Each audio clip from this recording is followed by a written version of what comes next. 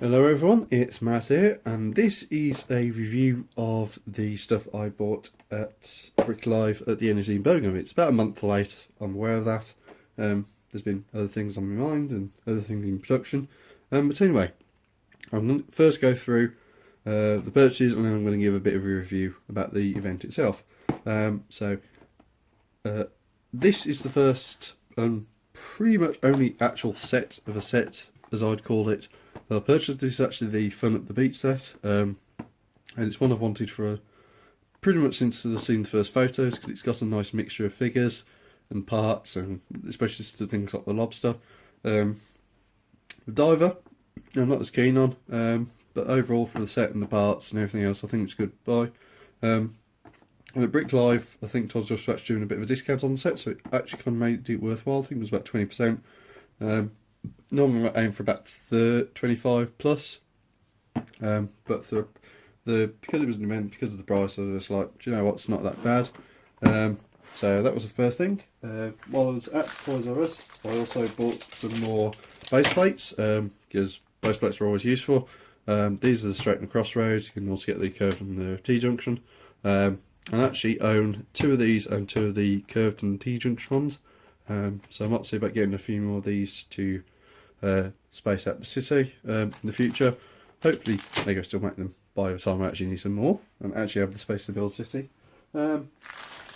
And speaking of Toys R Us, you all because I purchased both of these from there, you also got the Christmas tree freebie, and also because I spent so much on city, you also got these three Jungle Explorers ATV sets. Now, I don't actually own any of the Jungle Explorer sets as far as my memory serves me, largely because I don't need anything from that theme, so I've kind of avoided it.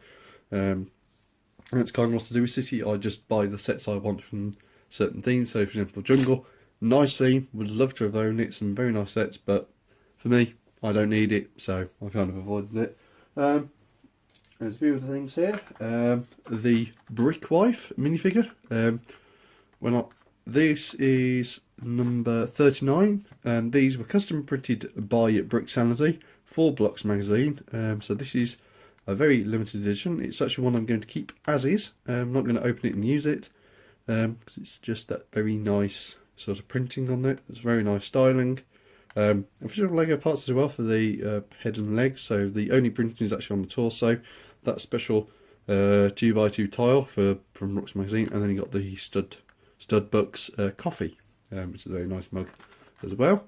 So that's that. The Fairy Bricks raffle, I played that. Didn't actually win any of the prizes, but did win these two very nice minifigures, and actually selected these for the parts of the fact that the parts are useful. So that torso isn't necessarily useful for me, but I might be able to stick it in with the stuff I've got for the pirates. Might pinch the arms off it and use them elsewhere, for example. Hair pieces are always useful, and these have the classic smiley face on. Always useful for that. One of the sellers had a grey motorbike, the old style of motorbike, which I absolutely adore and think it's a very scale appropriate motorbike, not unlike the dirt bikes that they currently use. It's actually remarkably cheap as well. I'm surprised. It's actually in really good nick. And I already own one in grey, but the second is always useful. And lastly, I'm quite pleased about this. It's a kind of nursey style figure with a green syringe. And I actually got this from the Legoland Discovery Centre stand, which is actually opening next year for Birmingham. And they were actually giving these out just for liking their page on Facebook, I believe it was. Which I did. And then I got this free figure. So I've got no complaints about that. And obviously, I'd urge anyone, if you're a fan of Lego and you're near the Midlands, to check out their page on Facebook, or I think their website's not quite live yet, but it is supposed to be opening next year, so they might have a website up, but certainly their Facebook page is up and posting with some. At the moment, it's just 3D renders about their work. But yeah, you know, if you're in the Midlands, you know, go like their page, see what they're doing. So now that the sort of like the sets I purchased are out of the way, let's have a look at the event itself and what I thought of it. So now for the show itself. Compared to previous years, the fan zone was a lot smaller. It was about a third of what it was last year. There was a lot more influence and more floor space allocated towards Lego Dimensions and the other Lego games. It was a hell of a lot bigger. And some of that is suggested to be the fact because the show setup team, who used to be something to do with Game Digital, like the UK retailer and their sort of event thing for like Insomnia, apparently they're doing something else with another group, and that's why there was more of a focus on doing gaming stuff, because apparently that's probably more money creating rather than other things. There was a lot more builder zones, so there's one for City for this year, which wasn't in previous years. The architecture stand was a lot bigger, and everything else, generally speaking, was slightly better laid out, slightly bigger in terms of floor space, and not quite as crammed in. That said, I had to volunteer on the racers style of sort of build your own thing, where you had to build cars and race them down the racetrack, and that was really busy. And to be honest, could have done with either a bit more space or one less racetrack or something like that. The zone I was in, especially because there were so many people coming in and out, you couldn't really stay still, even to rest in some instances, because what you'd have is that you'd have some kids who'd start racing their cars and then, I don't know, they'd smash together or something. So they'd smash together and then they'd rebuild them and race them again or something like that. But another group, so I don't know, and some people had already played and left their cars behind, they'd formed into a smashed pile, and then everybody else just smashing their cars in. So you'd have to be continuously rotating around the area, dealing with the kids who just decided to leave theirs behind. It's not necessarily their fault, but they use their car, leave it behind, or sometimes they'd put it back. But generally speaking, from what I could see, obviously I'm not tracking it, it's not scientifically proven, but generally speaking, they were just leaving it behind, or leaving it to be, or smashing it up against other cars and leaving that mess behind. So it was a bit of a task trying to get all those parts out. Because the thing is as well, it's not just the fact that that's impacting the other kids who are using the location, it's the fact that those parts were being held up in those wrecks so they couldn't be used by other people, and it was just continuous sort of like trying to recycle everything. It took quite a long time to get everything packed down that night because of that. Visitors, I didn't seem to notice any issue compared to previous years. There seems to be more of them this year. I think they added a new category, so you had VIP, advanced entry, and regular. So I think they just added more tickets to the everyday, just because they could, realistically.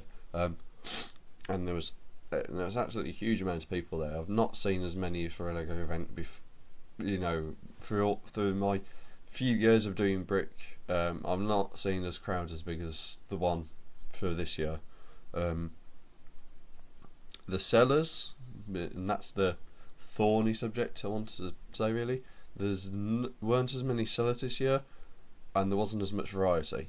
That's not necessarily a bad thing, because obviously if you're looking for specific pieces, you're generally speaking going to be going on BrickLink or Lego Bits and Pieces, or going to a Lego store and using their brick wall or things like that, or getting creative stuff in, or breaking sets down. But if I was after something like a base plate or something, with the exception of Toys R Us, I think there was only one seller selling them, and that was it. If I wanted individual bits and pieces, for example, and I don't know, say tools or something, or a walkie-talkie, or minifig accessories, or certain bricks and pieces, generally speaking, I couldn't get that.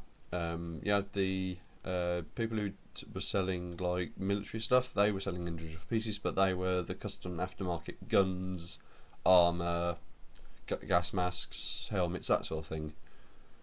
And the only other place that was doing that sort of thing was a store that was doing some like pick a brick thing that was reasonably okay, but obviously you had to pick through the bits to actually get some good bits, which I could have done, but to be honest, with the way the show was, I didn't have time as a volunteer.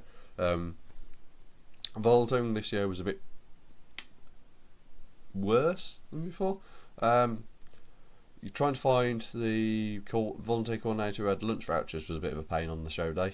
She was nowhere to be seen. Eventually I had to be given my lunch voucher from a different member of staff and used theirs, so they'd sort of get another one later in the time, because they were there for the entire event. They're one of the show organisery sort of supervisors, so they were there for the entire week. They'd already got their lunch vouchers for every day, so they were okay effectively. So they could just get another one, whereas obviously I'm that day and that's it. So, and the tickets as well, because as a volunteer you get 2 tickets per day you volunteer. So only 2 people I'd known or I told about had actually indicated an interest in using the tickets in my name. Now, so I'm doing 3 days of volunteering, both setup days and the show day. So that would mean I'd get 6 tickets. So obviously there's the one person who showed interest, one person who said she might go. So that's 2 tickets. So theoretically, and she didn't even go in the end. So that's 1 ticket. So I theoretically would have had 5 spare. Not the case. Apparently 10 tickets had been used by the time my friend had wanted to use one. And I was just like, well, nobody said they're using them, so I don't get why they're, normally, if I've done that before in the past and somebody said they're going to use them, there's been a comment said that, can I have a ticket? Oh, I'll check, or I'll note down that you're using one, and then I'll know how many's left. Not this year.